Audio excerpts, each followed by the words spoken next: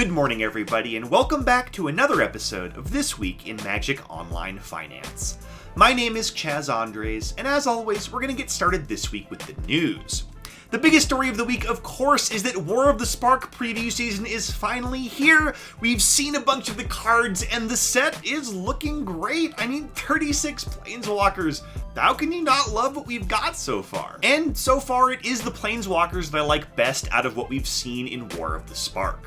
Lilliana Dread Horde General looks like she might be the best 6-mana Planeswalker since Elspeth, Sun's Champion.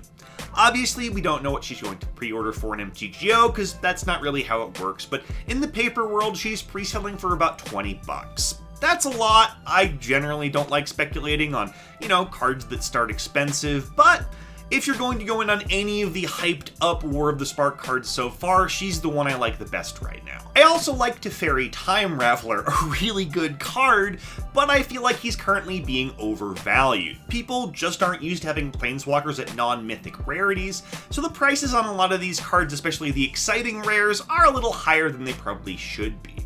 If I'm going to be gambling on a rare Planeswalker, I'd rather take something like Sorin Vengeful Bloodlord, who's selling a lot cheaper, and I see an immediate spot for Sorin in the Mardu Aristocrats deck that's looking like it's coming together. I think that deck is going to be real, and I'm hopeful it's going to be good. Now, on the flip side, I don't really like Dreadhorde Invasion or Dreadhorde Arcanist as much as most people seem to.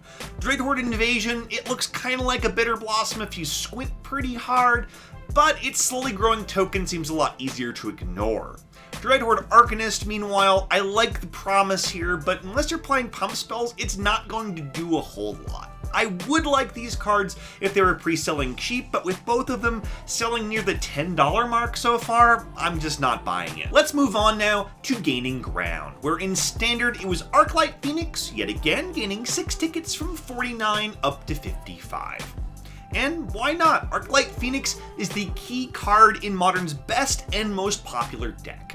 In fact, Is It Phoenix is more than twice as popular as the next most popular deck in Modern, and that is a level of dominance that you do not see in that format very often. Now, I still feel like the only reason Arclight Phoenix went down in price at all was due to people erroneously believing that the Challenger decks would be printed on MTGO when they are not. And because of that, I expect the card to end up back around the 60 ticket mark again soon.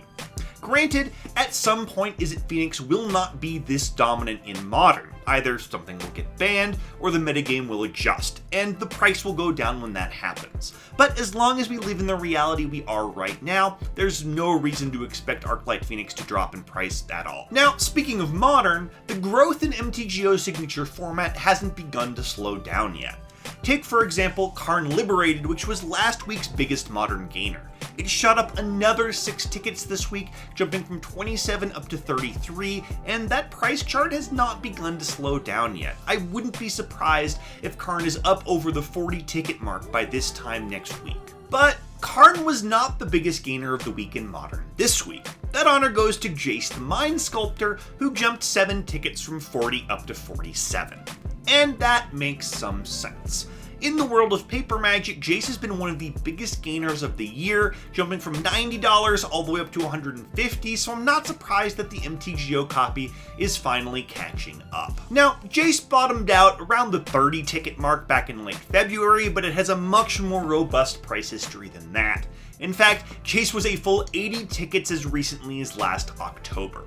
I'm not sure if Jace can get up to 80 tickets again now, but I feel like the days of being able to get this card for under 50 are nearly behind us. I expect it to be stable for at least a while around the 60 ticket mark. Let's move on now to our biggest loser, where in Standard it was Vivian Reed dropping 2 tickets from 4 down to just 2 total tickets. And that shows you just how disconnected the Standard market is on MTGO from the Standard market in paper, where Vivian Reed is still trading somewhere between $20 and $25. And why not? I mean, she's a mythic Planeswalker and the format's second most popular deck, but that doesn't really matter. At this point, any Standard card that is not eligible for set redemption and does not see play in Modern can go really, really low. It can hit almost 0. So be aware of that whenever you do any Standard speculation at this point. Hydroid Crisis, you are on notice. Let's move over to Modern now, where the biggest loser of the week was Mox Opal, dropping about 5 tickets from 52 down to 47. Now, considering this card was under 25 back in late February, this is still a pretty good number for Mox Opal, but its trend from here doesn't look great. Mox Opal was high in price primarily because of the rise of 4-color Prison in Modern, and a lot of that deck's staples are dropping now that 4-color Prison is falling out of favor again. If that metagame trend reverses itself, Mox Opal is going to rebound, but if not, you can expect its price to continue to erode. Let's move on now to our sneak of the week, which this week is Gemstone Mine, a card that was as cheap as 13 tickets back in late February, but it's almost impossible to find under 40 tickets now, and it's continuing to go up in price. That's because Gemstone Mine has a really low supply. It was only in Weatherlight and Time Spiral, so you pretty much had to open it in a treasure chest if you wanted it. And it's very good, especially in Modern, where it sees play in decks like Amulet Titan and Dredge. I'm very wary about these low supply cards because an adjustment to the treasure chest drop table could have this one sinking back down toward 10 tickets in a matter of days. But until that happens, you can expect Gemstone Mine to continue rising. As always, we're going to end the week by taking a look at the MTGO Trader sales data over the past 7 days. And this gives us a great idea of which cards are selling the best right now, regardless of price increases or decreases. Looking at overall sales by volume, there's a pretty interesting shift in the rare lands near the top of this list. In previous weeks, this has mostly been dominated by blue-based shock lands, things like Watery Grave and Breeding Pool.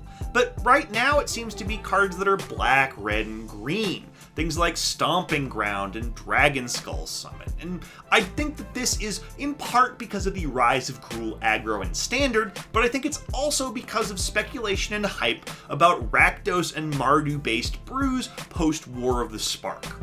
Now, these lands don't really shift in price all that much, they may not be great specs, but looking at lands is a great way to take a look and think about overall trends in the metagame, where things are going, which of course leads to price increases later on. Now, in terms of overall sales by price, there haven't been that many changes week to week. Surgical Extraction is still number 1, followed by Arclight Phoenix, followed by Lilliana of the Veil.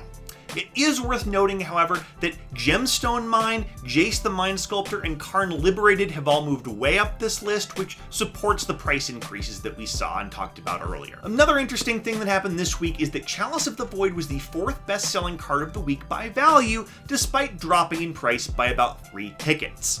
That makes me wonder if some of these purchases, or the majority of them even, happened after this loss in value.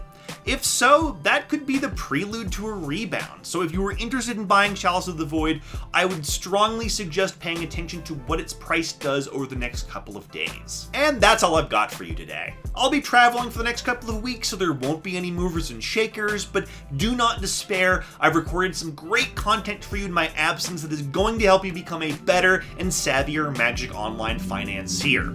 So do not forget to tune in next Monday morning for another episode of This Week in Magic Online Finance.